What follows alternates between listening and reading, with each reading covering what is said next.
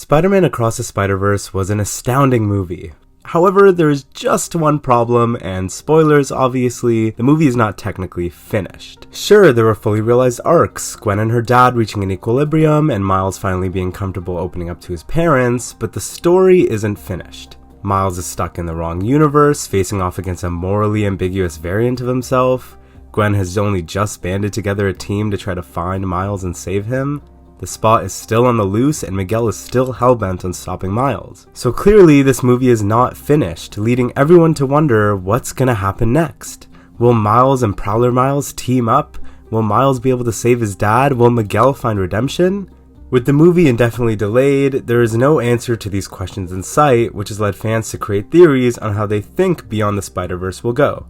There are a lot of interesting theories out there that are pretty plausible, but there are also a lot of theories that are very clearly just theories.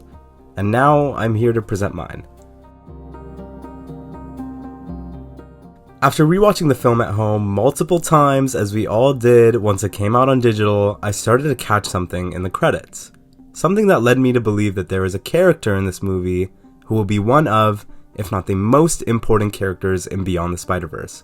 And no, it's not Prowler Miles, it's not Donald Glover, and it's not even Toy's Spider-Man. Though I'm sure each of these characters will be important to the plot, but I noticed something a bit different. In these beautifully stylized credits, we saw some depictions of events we saw in the movie. We have Miguel chasing Spider-Man, Miles running from the Spider Society, and Miles facing off against a Prowler version of himself. But most interestingly is the scene where we get a slow zoom out of a character's eye, and at first I thought this character was obviously Miles since they have the same eye color, but then we keep pulling away, and we see that their skin tone is much lighter than Miles. And the character, as we get our final chance to look at them, looks nothing like any major character we've seen in the movie. Their hair is black, so it can't be Gwen, and there are distinct facial differences between this character and Rio, so it can't be her either. So who could this mysterious character be, and why do they have a dedicated spot in the credits if they didn't appear in the movie? But they did. Very briefly. When Miles first meets Miguel, Miguel is looking over footage of Miles and Gwen, and footage of himself with his daughter. His daughter, who seems to share some similar features with our mystery credits character. And later on, when Miguel is explaining his history with canon event disruptions to Miles, we get a clearer look at his daughter, who not only shares eye color, but hair color and facial structure with our credits character. So, if we were to guess who this character in the credits would be, based on Across the Spider-Verse, it would be safe to say that this is Miguel's daughter. The daughter he lost because Miguel disrupted the canon. But why is she important? Why does she have her own dedicated credits animation, and what purpose will she serve in Beyond the Spider-Verse? Now, I'm not a professional screenplay writer by any means, and I cannot guess how the plot of Beyond the Spider-Verse will go, but I do have some possible answers. Let's first answer, why is Miguel's daughter important? Well, let's look at the facts. Miguel, feeling sad and lonely, found a universe where he had a family and was happy. And upon finding out that his variant of himself died there, he saw an opportunity to take his place, keep his daughter happy, and be happy himself. And it was sunshine and rainbows, until he found out the hard way that his actions disrupted the canon, leading the whole universe to perish, including his daughter. But why did replacing his dead variant disrupt the canon?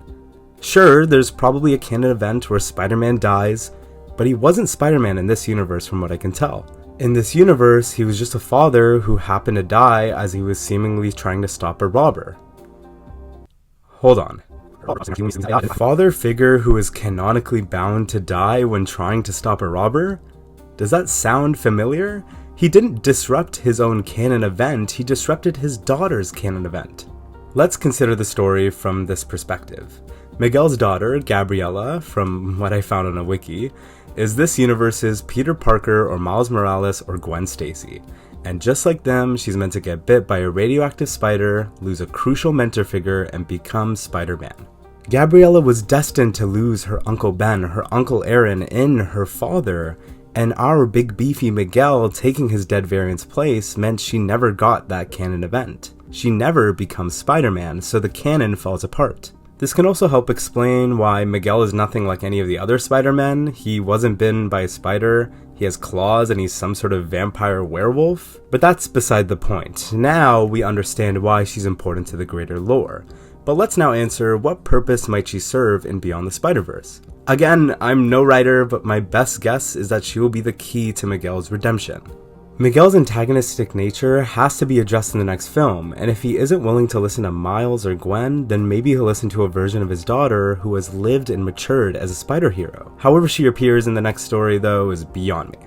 Now, there are some concerns with this theory that you're probably thinking of, so let me try to address them for you. Like, for one, how has Miguel never encountered his daughter while recruiting various spider people to the Spider Society? He's recruited hundreds of Spider-Men, so there's no way he hasn't met her yet. However, he seems to have only now encountered his first Miles Morales, and we know that there are a few of them out there in TV shows and video games, so maybe it's safe to say that he's yet to encounter every version of Spider-Man. Second, this theory assumes that Miguel's canon event theory is correct, which some people speculate he's being dishonest about the whole thing for some reason. But to that I say that the Spider Society wouldn't exist if there wasn't at least some legitimacy to Miguel's concerns. It's possible he just doesn't know the exact conditions that would allow for canon events to be avoided. Captain Stacy retiring from his job meant Gwen got to keep her dad and her world, so it's possible that the conditions and rules surrounding canon events aren't so black and white. Regardless of the concerns I just brought up, there's still so much to Miguel we don't know. We don't know if he's telling us the whole truth, and we don't even know much about his backstory yet. Beyond the Spider-Verse is already confirmed to expand on lore we have barely scratched the surface on, like Spider-Punk's universe and variants of Gwen Stacy, so there's a good chance we'll discover more about Miguel's backstory in the next movie. The creators wouldn't put hints and half-baked character lore if they didn't intend on using it for the greater plot. Whether or not she's a spider hero, Miguel's daughter is important to understanding Miguel's intentions and character, so I'm confident that she'll be a character of interest going forward. But remember, this is all just a theory and you shouldn't take my word as fact, but let me know what you think in the comments, and I'm interested in hearing your theories too. Thanks.